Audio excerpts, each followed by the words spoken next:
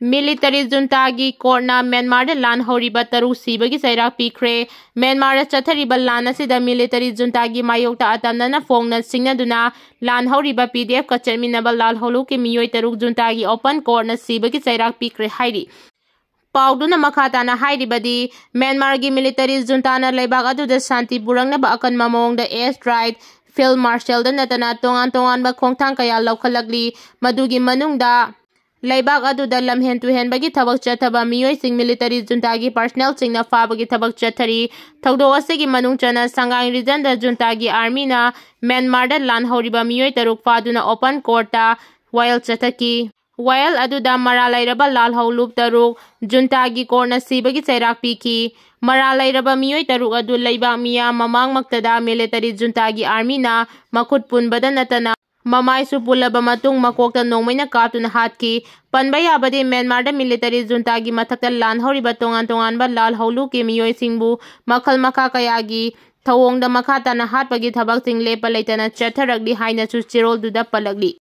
NSCN-K amadi India lenga ki ceasefire agreement sahi ama sangdokre leibag asida ingtapa leinabagi bandamda India lenga ka National Socialist Council of Nagaland NSCN-K khango anigi marakta ceasefire agreement sign tawnaduna wari sanaraki ba adu sahi asigi April 19 dagi mathang sahi lising ani kuntaru ki April 13 fawba sangdongna ba yana cherol khudek pinakre hairi New Delhi da mifam ama pangthoktuna yana cherol khudek pinaki ba aduda NSCN-K gi maikei dagi supervisor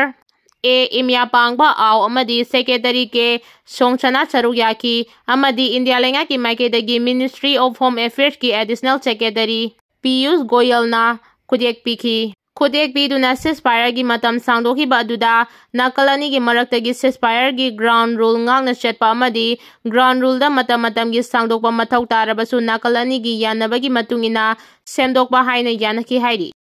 Free movement gurung chatpadagi gari su longe kangpopi lanthong naba